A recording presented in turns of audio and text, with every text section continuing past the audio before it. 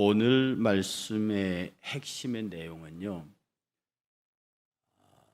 하나님께서 창조하신 이 세상이지만 이 세상에는 가난한 자, 소외된 자, 그리고 다른 사람의 도움이 없이는 살 수 없는 자들이 반드시 존재하게 된다는 말씀입니다. 그리고 이 사람들을 너희가 공동으로 돌보아야 한다는 메시지입니다.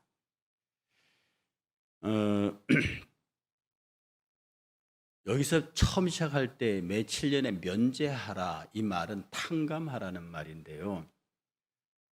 우리 인간사 살면서 돈을 빌리고 돈을 빌려주는 일은 다반사요, 또 그렇게 사는 겁니다. 개인과 개인의 사람끼리는 뭐 주고받는 일 없지라도 뭐 은행에 돈을 빌리든지 어떻게 그렇게 삽니다.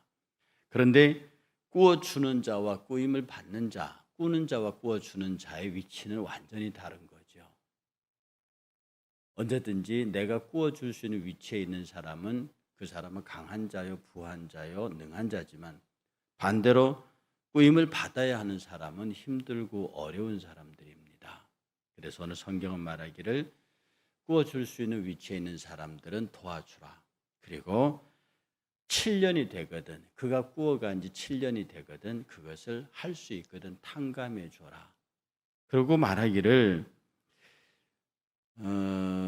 무슨 말씀을 하시냐 하면은 9절에 가면요, 삼가 너는 마음에 와악한 생각을 품지 말라. 곧 이르기를 일곱째 해 면전인이 가까이 왔다 하고 내 궁편 형제를 악한 눈으로 바라보며 아무것도 주지 아니하면 그게 네게 죄가 된다고 그랬거든요. 이 말은 뭐냐면 7년이 지나면 빚을 탕감해 주라고 하나님이 얘기합니다. 그런데 7년이 가까워와서 돈을 더 구워주면 받는 횟수가 늘어날 수도 있고 못 받을 수도 있습니다.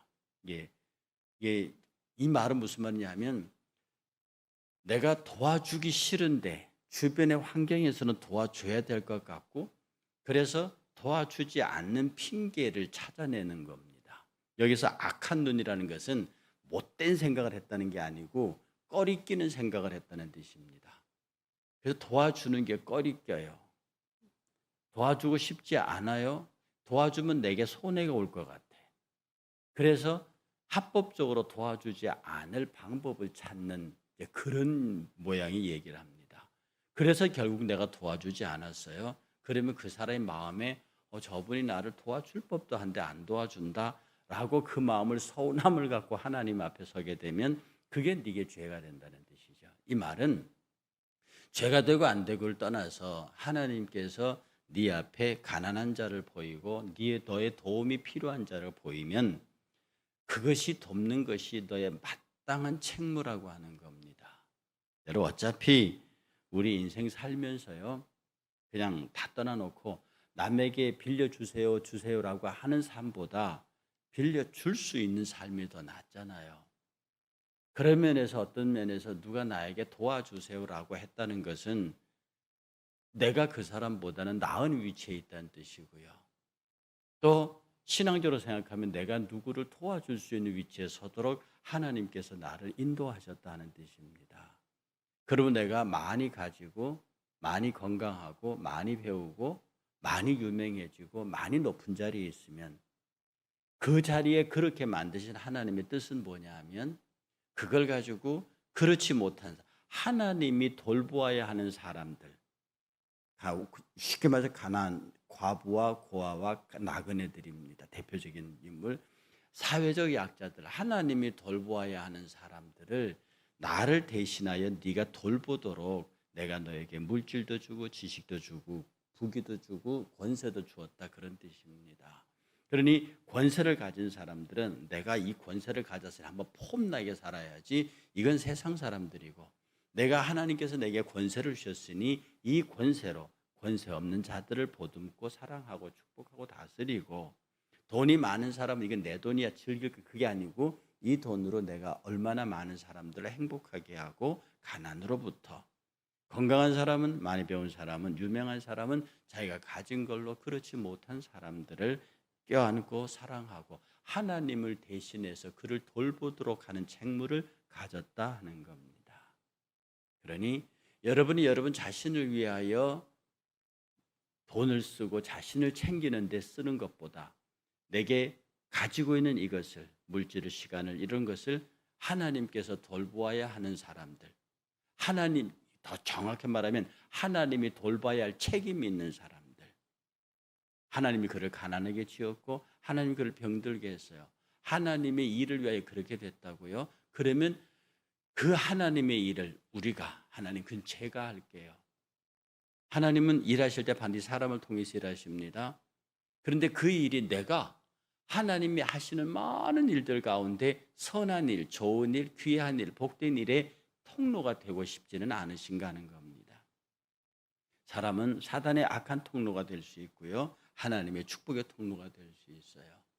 그러니 우리가 신앙생활 속에서 우리가 하나님이 마땅히 도와야 하는, 하나님이 챙겨야 하는 사람이 내 눈에 띌 때, 그것은 하나님께서 내게 하시는 말씀은 네가 내 일을 대신해라. 이것이 곧 네가 그렇게 하면, 네가 준 땅에서, 오늘 곳곳에 숨겨있는 말씀이 그렇게 말합니다. 네가 그렇게 하면, 내가 네게 준 땅에서, 네 있는 자리에서 네 자손들이, 너와 내 자손들이 끝없이 복을 받겠다는 얘기를 반복하십니다. 말씀의 핵심은 그거예요. 여러분 명심하십시오. 소외되어 가난하고 병들고 외로운 사람, 이런 사람들의 보호 책임이 하나님에게 있습니다. 하나님은 강하고 능한 자도 내셨지만 소외되고 약하고 병들고 힘든 자도 내셨다고요. 그러니 그런 사람들 우리가 발견할 때, 부족하고 모자란 사람 발견할 때 막 그를 지배하고 억눌러, 그게 아니라 하나님이 저 사람을 내게 보내셨구나. 언젠가 말씀드렸지만 이 땅에는 장애를 가진 부모들이 많이 있어요. 내게는 장애 부모가 없는 것이, 장애 자녀가 없는 것이 뭐 축복이다 이렇게 생각할지 몰라도 신앙인들은 그 반대로 생각합니다. 어떤 사람이 그 장애를 가지고 있는 것은, 어떤 분이 그렇게 설교를 하셨어요. 이 장애인을 내가 세상에 내보내야 되는데 누구에게 맡길까? 그래서 이 사람을 가장 잘 맡아줄 사람들의 그 장애 자녀를 보낸다는 거예요. 하나님이 그만큼 믿으신다는 뜻입니다. 하나님이 그만큼 사랑하신다는 뜻이에요. 그래서 우리가 이 교회가 존재하고 성도들이 존재하면서 이 땅에 힘들고 소외된 자들이 눈앞에 있을 때 교회는, 성도는 아낌없이 그들을 돌봐야 하는 겁니다. 정치하는 사람들은 정권의 유지와 표를 위해서 하겠지만, 사회사업가들은 그들의 사명의식으로 하겠지만, 우리는 하나님의 심정으로, 하나님의 일을 대신하는, 하나님이 내게 그 일을 부탁한 것을 성실히 받드는, 그렇게 하는데 가만히 생각하기를 이거 빌려줬다가는 못 받을 것 같으니까 못 빌려주는 이유를 찾는, 하나님이 그걸 악하다 그랬어요. 그것 때문에 힘들고 어려운 자들이 내게 호소하면 그게 네게 죄가 된다고 그랬거든요. 그러니 이런 문제 앞에서 우리가 가난한 사람들 앞에서, 소외되고 힘든 사람들 앞에서 주춤거리지 않았는지를 생각해야 합니다. 그리고 여기서 제가 잘 인용하는 말씀 하나가 등장하죠. 내게 종이 있습니다. 내가 그 종이 너무 일을 잘했어요. 그런데 희년이 됐습니다. 그래서 그를 풀어줘야 돼요. 내가 그 종에게 장가도 보내고 내가 그 종에게 먹고 이걸 다 책임져 줬습니다. 그래서 그 종이 가정을 이루고 살아요. 근데 7년이 됐어요. 나가야 됩니다. 희년이 돼서 나가요. 희년이 돼서 나갑니다. 그럼 나갈 권리가 있어요. 그런데 종이 생각하기를 나는 우리 주인이 너무 좋아. 우리 주인 나를 결혼을 시켜주고 이렇게 내 삶 전부를 챙겨주니 내가 자유인이 돼서 나간다 한들 더 잘 살 수 있겠느냐. 그래서 주인에게 가서 주인님, 제가 자유인이 됐지만 나는 주인을 사랑하기 때문에 떠나지 않겠습니다. 이렇게 말하면 주인은 그를 데리고 이 귀를 잡고 이 대문 문설주에 가서 이 송곳으로, 못으로 못을 박으라 그럽니다. 그래서 이 귀의 피가 대문 문설주의 증거가 돼서 그 종은 평생 가족과 더불어 죽을 때까지 주인에게 목숨으로 충성하고 주인은 그 종의 가족과 생명, 생사 여탈권을 완전히 소유하면서도 입고 사고 사는 삶의 모든 것들을 책임지는 언약 관계가 성립합니다. 이걸 구약에서 희년의 종이라 하거든요. 제가 오늘 말씀드린 사도 바울이 내가 그리스도의 종인이라고 굉장히 자랑할 때 그 종 둘로서의 개념이 이겁니다. 내가 자원하여 종이 되었다. 그러니까 하나님이 무지무지 기뻐하는 종, 너무 사랑해 자원하여 종이 됐고 하나님이 기꺼이 받아주신 종. 어쩌면 말입니다. 우리가 이 세상에서 소외된 자들을 돌보고 그들을 사랑하고 그들을 챙기는 것 이상으로 내가 나와 하나님과의 희년의 관계죠. 내가 하나님 앞에서 하나님의 사람이 됐는데 우리가 내 의지를 가지고 나 이제 하나님 떠나서 가버릴 거야 라고 하는 그럴 수 있습니다. 그러나 내가 세상으로 돌아서지 아니하고 충분히 세상으로 돌아설 수 있음에도 불구하지 아니하고 아니야 나는 세상에 뜻을 두지 아니하고 오직 하나님에게 우리 주님에게 뜻을 두겠다라고 주님에게로 딱 돌아선 사람, 이 사람을 희년의 종이라 합니다. 희년의 성도라고 해요. 우리가 처음에는 강제로 종이 됐을 수 있어요. 빚 때문에 종이 되고 이것저것 이유로 포로가 되고 어디로 종이 될 수 있어요.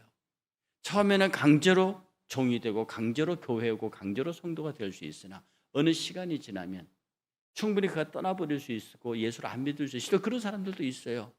그러나 시간이 지나면 지날수록 점점 더 그리스도의 사랑에 매여서 그리스도에게로 이젠 내가 처음엔 주님이 강제로 나를 부르셨으나 이제는 내가 자발적으로 당신에게 손을 듭니다.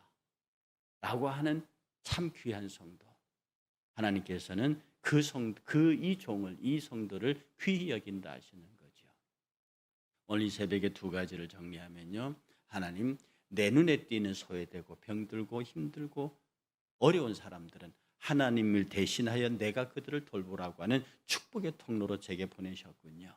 그러므로 하나님의 마음으로 내가 그를 돌볼 때에 하나님께서는 당신의 일을 수행하는 당신의 사랑하는 사람들에게 이 땅에서 내가 내게 준 땅에서 복을 받게 될 것이라고 하는 이 놀라운 사실에 우리 주변에 힘들고 어려운 사람들 곧 우리 설 다가오는데요. 그들을 챙겨볼 수 있는 귀한 마음 주시고 두 번째로 우리 스스로가 하나님 앞에 희년의 종이 돼서 이제는 내가 하나님도 알고 세상도 알겠는데 이제는 과감하게 세상을 끊어버리고 자원하여 하나님의 사람이 되는 결단이 있을 때 비로소 내가 희년의 종이 되고 희년의 성도가 돼서 평생토록 하나님의 보호와 은혜 안에 있는 그런 성도의 삶을 살았으면 좋겠다. 하나님 나로 하여금 그런 삶을 살게 하옵소서.